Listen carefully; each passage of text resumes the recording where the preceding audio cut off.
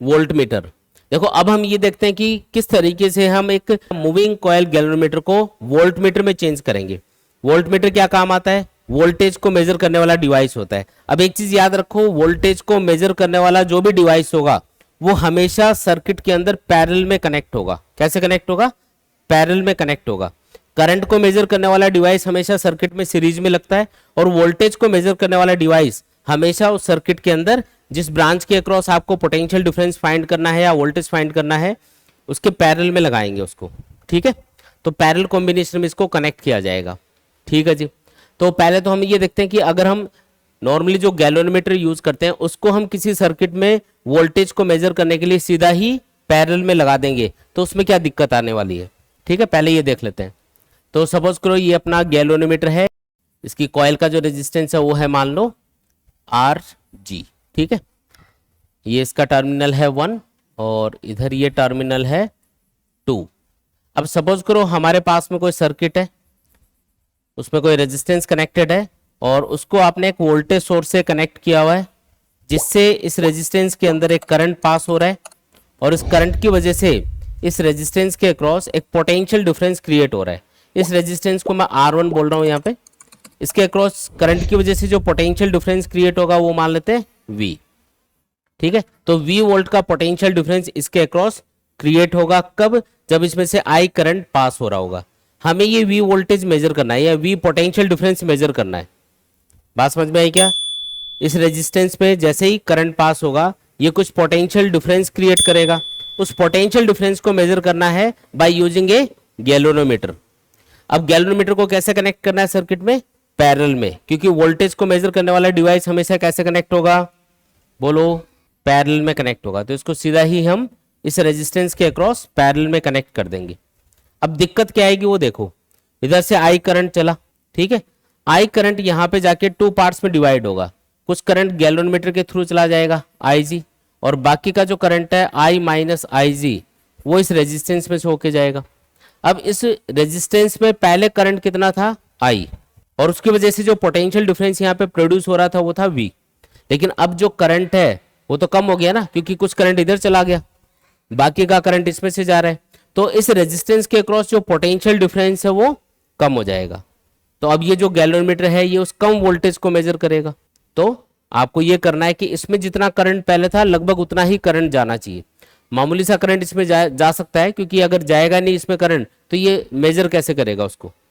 ठीक है, तो इसमें करंट जाना भी चाहिए, लेकिन मैक्सिमम करंट इसमें से ही जाना चाहिए रेजिस्टेंस में से। इसमें मिनिमम करंट जाना चाहिए गैल्वेनोमीटर के थ्रू। अब इस ब्रांच के अंदर आपको करंट को क्या करना पड़ेगा? मिनिमम करना पड़ेगा। और मिनिमम कब हो सकता है इस ब्रांच में करंट? जब इसका रेजिस्टेंस बहुत ज्यादा हो। बात समझ में आई? जैसे ही आपने गैल्वेनोमीटर को इस रेजिस्टेंस के पैरेलल में कनेक्ट किया, दिक्कत क्या आ रही है? मान लो कि ये रेजिस्टेंस कम है और ये रेजिस्टेंस काफी बड़ा था, तो मैक्सिमम करंट तो इधर से ही चला गया। इसमें से करंट क्या है? बहुत कम हो गया। तो इसके अंदर से अगर करंट कम जाएगा तो इसके क्रॉस पोटेंशियल डिफरेंस भी कम क्रिएट होगा। अब आपको मेजर तो करना था V, और अब जो पोटेंशियल डिफरेंस है वो कम होके V डैश हो गया सपोज करो, तो अब ये जो डिवाइस है वो तो V डैश को मेजर करके बता रहा होगा आपको कि V डैश इतना है। गलत है ना तो वो रीडिंग तो।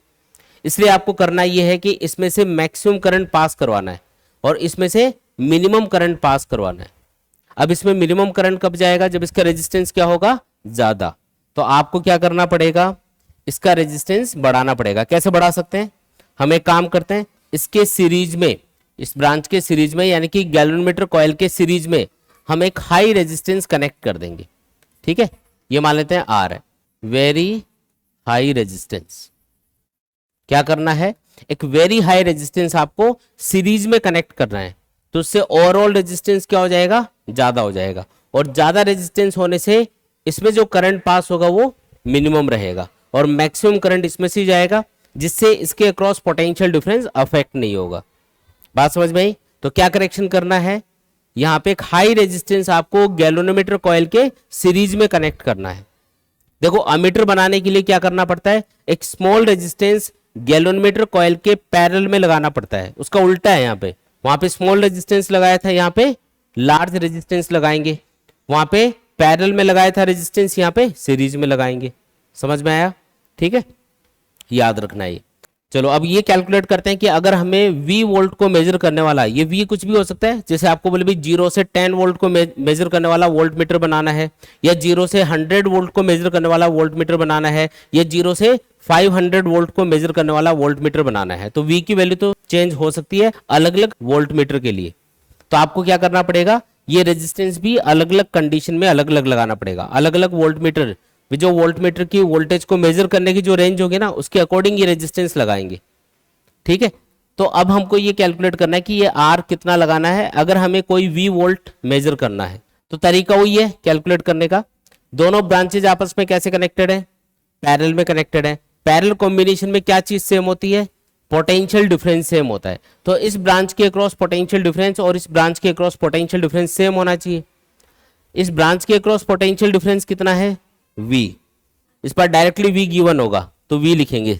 ठीक है, तो हमने लिखा V इक्वल, अच्छा इसको इक्वल क्यों लिख रहा हूं मैं, क्योंकि ये दोनों ब्रांचेस पैरेलल में है और पैरेलल में पोटेंशियल डिफरेंस सेम होता है।